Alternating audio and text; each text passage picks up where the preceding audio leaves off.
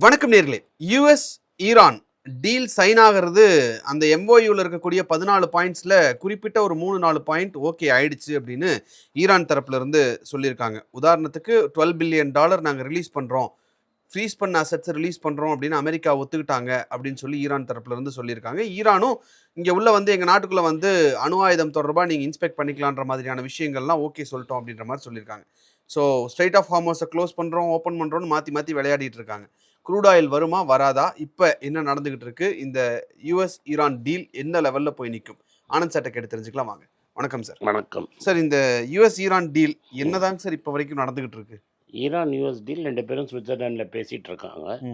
நடுவில் ட்ரம்ப் ஒரு மிரட்டல் விட்ட உடனே ஈரான் நாங்கள் வரல ஆட்டத்துக்கு நிகழ்ந்து வெளில போயிட்டாங்க. ஸ்ட்ரீட் ஆஃப் ஹோமஸ் க்ளோஸ் பண்ணதுக்கு. ஆமாம், க்ளோஸ் பண்ணுறோன்ட்டாங்க. அப்புறம் வான்ஸ் பின்னாடியே ஓடி போய் ஷாபாஸ் ஷெரீஃப்லாம் பின்னாடியே ஓடி போய் கூட்டின்னு வந்து பேசினதில் இப்போ வந்து இன்னும் ஹோமோஸை திறக்கிறேன்னு அவன் சொல்லலை. திறந்துருக்கா திறக்கலையான்னு யாருக்கும் தெரியல.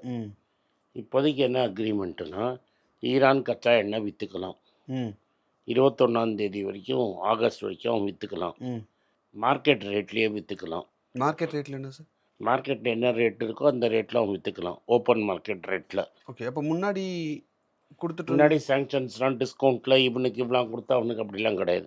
ஓகே. எவ்வளோ வேணால் எண்ணெயை விற்றுப்போம் ஃபஸ்ட்டு. ஸோ டிஸ்கவுண்ட்லேயே நீ விற்க வேண்டிய அவசியம் இல்லை. கிடையாது, ஓப்பனாக எங்கே வேணால் விற்றுக்கோ. உங்களுக்கு வச்சுருக்கிற $25 பில்லியன் ஃப்ரீஸ் பண்ணதில் ஒரு $12 பில்லியன் 2 ட்ரான்ஸாக ரிலீஸ் பண்ணுறோன்னு ஒத்துக்கிட்டாங்க. இப்போ அமெரிக்கா என்ன சொல்கிறாங்க, அதுக்கு எங்கள் சாமானாக நீங்கள் வாங்கிக்கலாமேங்கிறான். இவன் என்ன சொல்கிறான், சாமான்லாம் வாங்க முடியாது, மருந்து வேணால் உங்களுக்கு நல்ல குவாலிட்டியாக இருந்தால் வாங்குகிறோம். அதனால் இப்போ அது வியாபாரத்துக்கு போயிடுச்சு இப்போ. ரைட்டுங்களா? ஸோ இப்போ எந்த கண்ட்ரியெல்லாம் வந்து இஸ்ரேலை நம்பி ஈரானை கைவிட்டானோ அவங்களுக்கெல்லாம் நஷ்டம். நம்ம ஊர்லேருந்து கூட ஒருத்தர் போய் Israel, India is my motherland, Israel is my ஃபாதர்லேண்டுன்னு ஈரானை கைவிட்டவங்கள்லாம் இப்போ ஈரான் அப்படியே வலித்து நின்னதில் என்ன பண்ணுறதுன்னு தெரியல. இத்தனை நாள் இவ்வளோ தூரம் பாகிஸ்தானுக்கு முக்கியத்துவம் இருந்ததே கிடையாது. ஒரு பாகிஸ்தானை ஒரு ஐசோலேட் பண்ணி வச்சுருந்தாங்க. இப்போ என்னடான்னா பாகிஸ்தான் தான் 2 பேருக்கும் பேச்சுவார்த்தை நடத்தி சமாதான புறா விடுற அளவுக்கு போயிட்டான். அதனால் பாகிஸ்தானோட ஸ்டேட்டஸை பயங்கரமாக ஏற்றி விட்டோம். நம்ம ஷபாஸ் ஷெரீஃப்க்கு நோபல் பிரைஸ் வேறு கொடுப்பாங்கன்னு பேச்சு வருது. ஷபாஸ் ஷெரீஃபுக்கு சார் என்ன சார் சிரிக்கிறீங்க? நிஜமாக தான் சார் சொல்கிறேன். ஷபாஸ் ஷெரீஃப் நம்ம ஆளுங்க பண்ண வேலையை பேர். அவருக்கும் அசீம் முனிருக்கும் அதை பிரித்து கொடுப்பாங்க, பீஸ்க்கான நோபல் பிரைஸ் இந்த வருஷம் பிரித்து கொடுப்பாங்க அப்படின்லாம் ஓடிட்டு இருக்குது. ஸோ ஷபாஸ் ஷெரீஃபுக்கும் ஆசிஃப் முனீர் நம்ம இங்கே அவங்க டெரரிஸ்ட்டுன்னு சொல்லிகிட்டு இருக்கோம், அவங்களுக்கு வந்து நோபல் ப்ரைஸ் கொடுக்குற அளவுக்கு அவங்க வேலை செஞ்சுருக்காங்கன்னு சொல்கிறாங்க. நம்ம எந்த லெவலுக்கு ஃபெசிலிட்டேட் பண்ணியிருக்கோன்னு பாருங்கள்.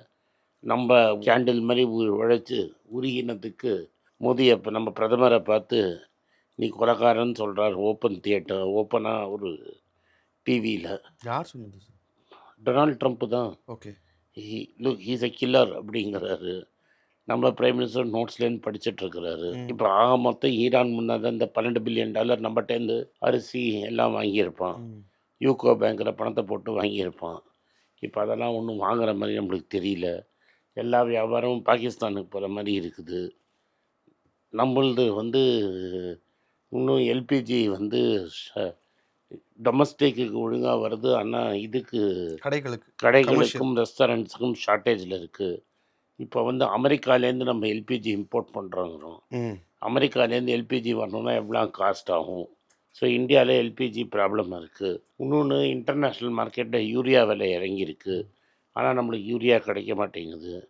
அதே சமயத்தில் வந்து இப்போ ஈரான் என்ன சொல்கிறான், ஒரு கண்டிஷனுக்கும் ஒத்துக்க மாட்டேங்கிறான். அதுக்கப்புறம் ஏதாவது ஒன்று ஒத்துக்கணும்னா சரி, உனக்கு வந்து நீங்கள் ஐஏஏ எக்ஸ்பர்ட்ஸ் எல்லாம் அனுப்புங்க, நீங்களே வந்து பார்த்துக்கோங்க எங்கே நியூக்ளியர் வெப்பன் இருக்குதுன்னு.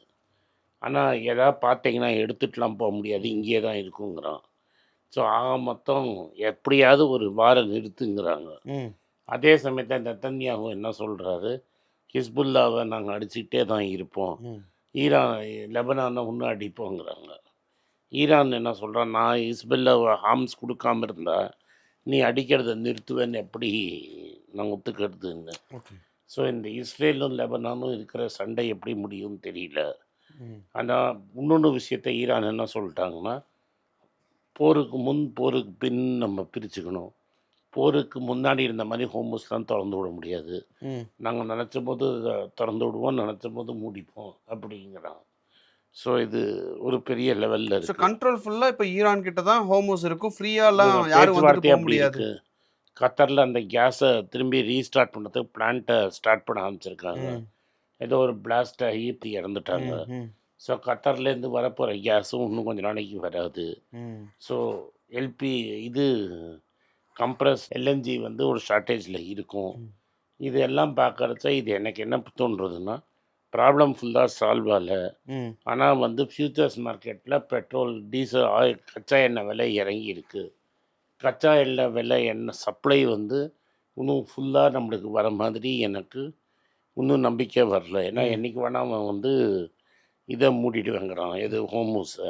அமெரிக்காவே என்ன சொல்கிறான்னா, 60 நாளில் நீங்கள் வந்து ஒப்பந்தம் வரலன்னா நாங்கள் வந்து ஹோமூஸில் டோல் போடுவோங்கிறாங்க. இந்த ஹோமூஸ்லேருந்து வர கச்சா எண்ணெய் மெயினாக ஜப்பான், சைனா, இந்தியா, அதுக்கப்புறம் சவுத் ஈஸ்ட் ஏஷியன் நேஷன்ஸை தான் அஃபெக்ட் பண்ணும். இதெல்லாம் நடந்துட்டு இருக்கும்போது நம்ம வந்து எல்லாம் சரியாக போயிடுச்சு, போரே முடிஞ்சிருச்சு, மார்க்கெட் ஏறிடுச்சுன்னு பார்த்தா, இன்றைக்கி நம்ம பேசிகிட்டு இருக்கும்போது மார்க்கெட்டிங்கை பொத்துன்னு அடின்னு அடிச்சிட்டாங்க. இன்னும் என்ன விஷயம்னா, நம்ம வந்து அந்த எஃப்சிஎன்ஆருக்கு நிறைய இன்சென்டிவ் கொடுத்தாலும், அதாவது டாலர் இங்கே உள்ளே கொண்டு வரதுக்கான இன்சென்டிவ்ஸ் கொடுத்தோம். அந்த இன்சென்டிவ்ஸ் கொடுத்து கூட யாரும் டாலரை இங்கே கொண்டு வர மாட்டேங்கிறாங்க. ஏன் சார்? ஏன்னா முன்ன இன்சென்டிவ் கொடுக்கறச்ச அமெரிக்காவில் இன்ட்ரெஸ்ட் ரேட் லோவாக இருந்தது. ஸோ லிவரேஜ் பண்ணி ஒரு $10 பில்லியன் நீ கையில் வச்சுருந்தாங்கன்னா $40 பில்லியன் உள்ளே வந்தது. இப்போ லிவரேஜ் பண்ணுறதுக்கு காசு இல்லை, அதனால் 40% கம்மியாக தான் வருது. அதே சமயத்தில் நம்ம மேலே இருக்கிற ப்ரெஷர் குறைய மாட்டேங்குது. எக்ஸ்போர்ட்டுக்கும் இம்போர்ட்டுக்கும் இருக்கிற கேப்பும் எஃப்ஐஐ செல்லிங்கும் நிற்க மாட்டேங்குது. இந்த வருஷமும் 70,000, இது நேற்று வரைக்கும், நேற்று வரைக்குமே 63,000 கோடி விற்றுருந்தாங்க. எஸ்பெஷலி ஃபைனான்ஸ் செக்டரும் ஆயில் அண்ட் கேஸில் விற்றுருந்தாங்க. இன்றைக்கி மார்க்கெட்டில் அதை வந்து ஒரு 200 பாயிண்ட் அடிச்சிருக்காங்கன்னா இன்னொரு $1 பில்லியன் விற்றுருக்காங்க. நீங்கள் எவ்வளோ தான் விற்றாலும் இன்னும் $800 பில்லியன் எஃப்ஐஐடி இருக்குது பணம்.